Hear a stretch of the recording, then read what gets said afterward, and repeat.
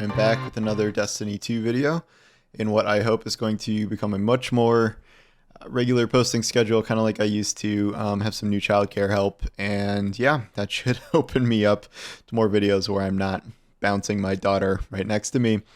I want to talk about kind of an article I wrote today that has been a frequent point of conversation, not the article, but the topic, and that is the ridiculous grind that we've seen laid out in Edge of Fate.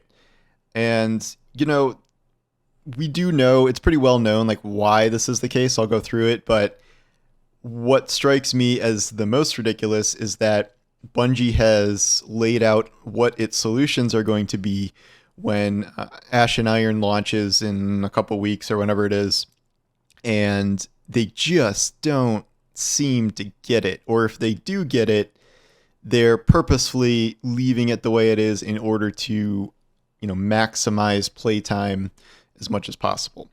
I think that very much has the potential to backfire, but we'll see what other people think and what the player count does. So I am talking about the grind to 450, namely the grind from 400 to 450. The grind from 200 to 400 is like not nothing. That certainly can take a long time as well, but you can do a bunch of different portal activities and I guess Edge of Fate campaign stuff to increase your power that way. But once you hit 400, you can start getting your tier 4 drops and stuff, but getting all the way to 450 is, I would say, the worst grind we have ever seen in the game. I asked this question on Twitter the other day, and kind of the opposite, choice that people will go into is Forever 29. This is way back at Destiny launch where, it was a time-gated RNG drop to get from 29 to 30. But in the meantime, you could kind of farm whatever you wanted. It wasn't like you hit 30 and like the game just, opened up and started dumping loot on you. The other one that got mentioned was the grind to 600 in Forsaken, which I guess may have been longer, but it was also broader in terms of the kind of activities you could do. God, how many ways is this grind bad? So obviously the first point here is that it is almost entirely reliant on pinnacle drops. There are some exceptions here where Zavala will give you essentially 3 pinnacle drops a week. I mean, not that are a good tier. They're like awful tiers, but it is a significant increase in terms of getting your power up. I don't think the weekly quest or whatever gives you one. I may be wrong. And then there was Solstice where you could pick up your set of armor, and if you were post 400, that would give you, I think it gave you 5 pinnacles, so that was a little bit of a boost. But day to day, you can only do the portal and get a 5% chance to get prime engrams. Prime engrams, normally they're just kind of a fun little bonus where you get a higher tier weapon or piece of armor than you normally have. But post 400, they become mandatory in terms of how they're going to progress you. They are the only thing that is really going to give you that true jump. Like a normal drop maybe can get you up 1 power if that slot's lagging behind or whatever. But the true progression is through these prime drops. The chances for this just get kind of absurd because, again, it's a 5% chance for a single drop in a single slot.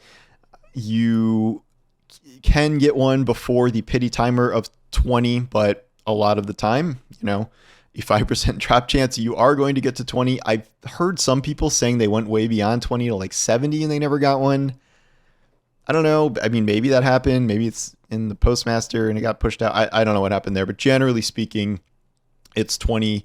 I think if you speed run like just A's and ignore the objective, but still get an A, you're able to get them even faster.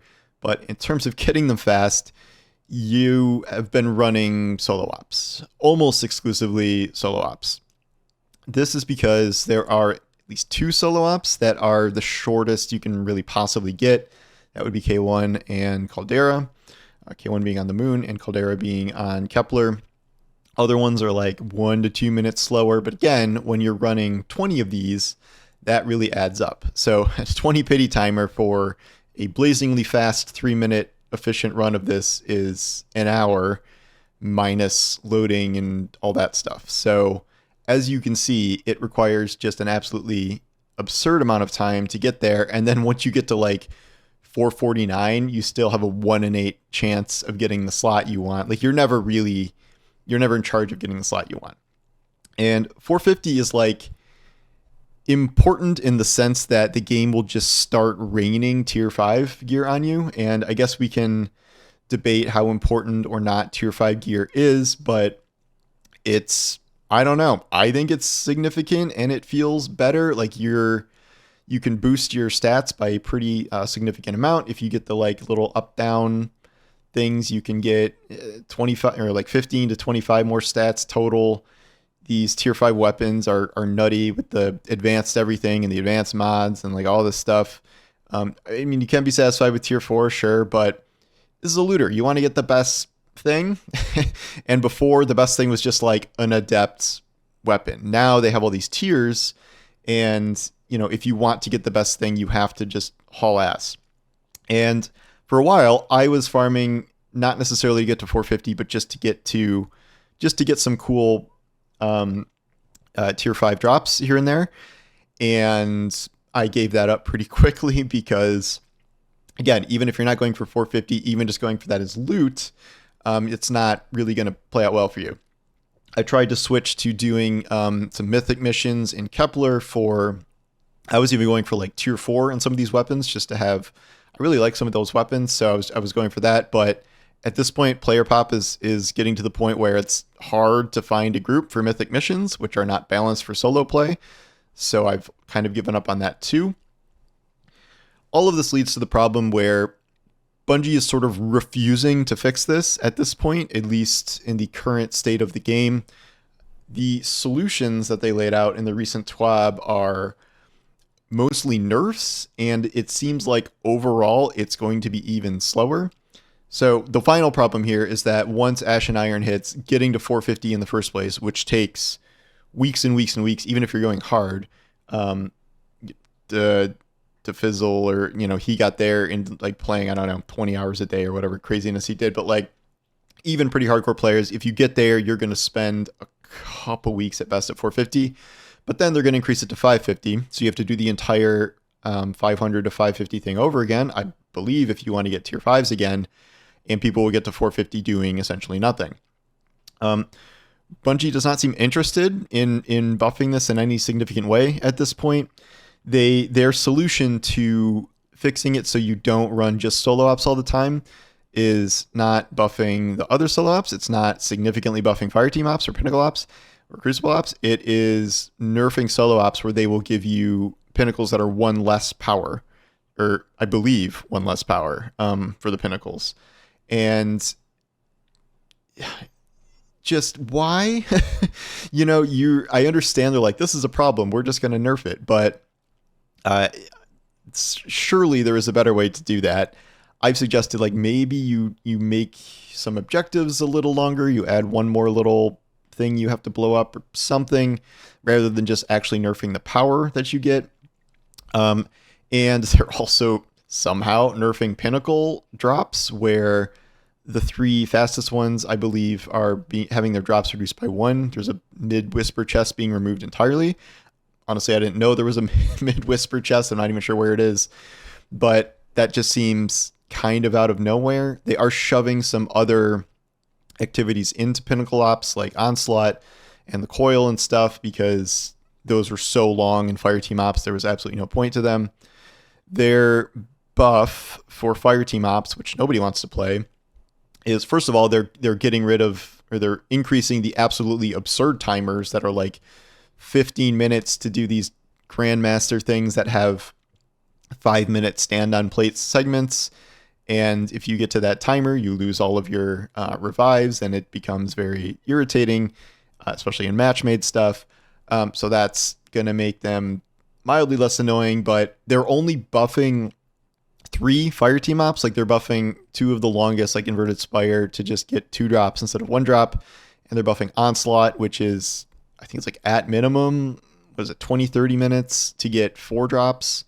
And then that's it. There's like, how many fire team maps do we have? And the rest of those are staying the same. So it's either grind solo ops for way less efficient power, grind the fast pinnacle ones for less drops, or grind fire team ops, which mostly are still going to suck and still probably be less efficient. The other thing that is like a pretty clear buff, I guess, though the impact of that is unknown, is this idea that any end of run engram drop now has a chance to be a pinnacle. So that 5% chance, if you're running like a featured gear drop that can drop an extra piece of gear and you have 3 bonus drops on there, instead of one item having a 5% chance, you have 5 items getting a 5% chance. So that's a buff. However, that's one run, and then you're going to run out of those bonus drops, and I guess you switch to something else with those bonus drops, but who knows how long those are going to take. And then once you clear those, it's a pretty long time to earn all those bonus drops back. If you want the consistent double bonus drop, you're going to have to run whatever the featured gear thing is indefinitely. This combined with the other nerfs and lack of buffs, I still don't think is going to make for an enjoyable experience and an enjoyable power grind. I've suggested that just don't nerf solo ops pretty much. Don't nerf pinnacle ops. Double or triple all fire team ops drops. And I don't know, maybe rethink the whole pinnacle system, because it's not fun for the most part. And I don't think, even with changes, it's still going to be a very fun pursuit to get up those last 50 levels.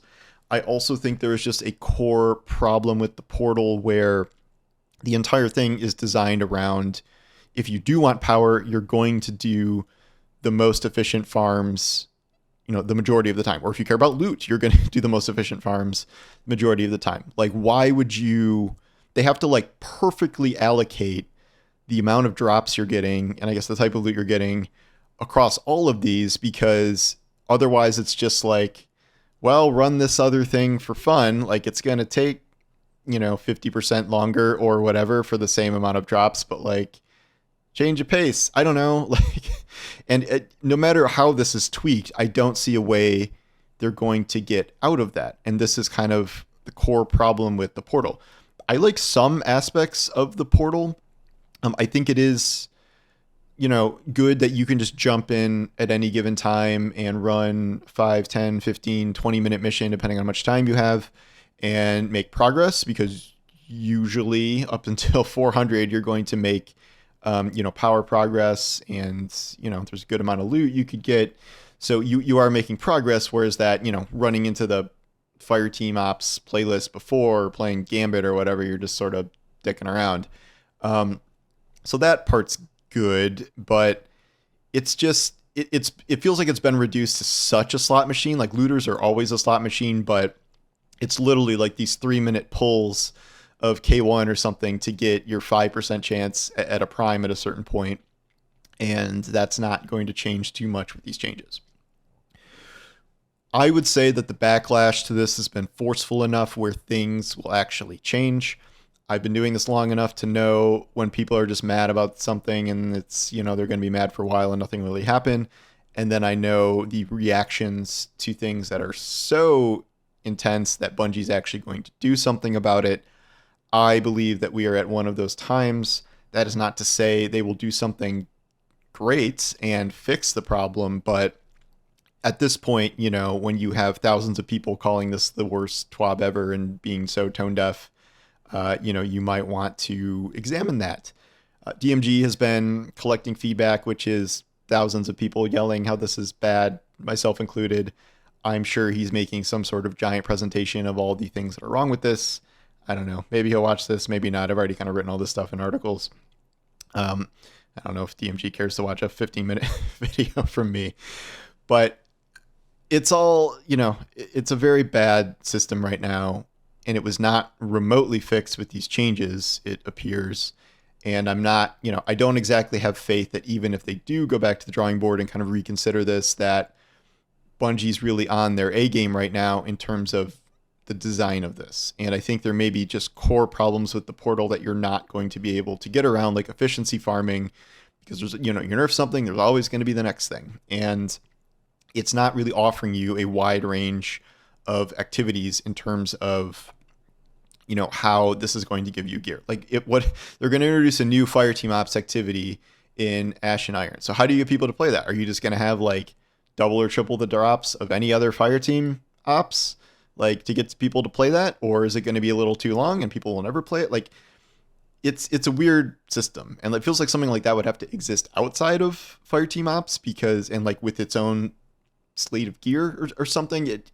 I don't know. Just a lot of problems are created with the system that some seem relatively easily solvable, but others just don't. And it feels like they've kind of backed themselves into a corner with some of these things.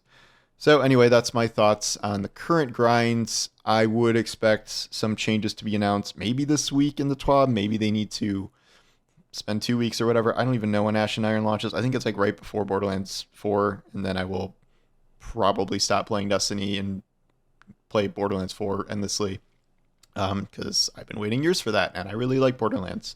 Despite what Randy Pitchford says, I do like Borderlands, Randy. Yeah, so we'll see. Let me know what you think of the grind. I know there are Portal fans, and I know some people have liked it, but I don't think that's the majority opinion, at least based on my comments in the past. So anyway, thank you for watching, and I'll talk to you soon. Take care.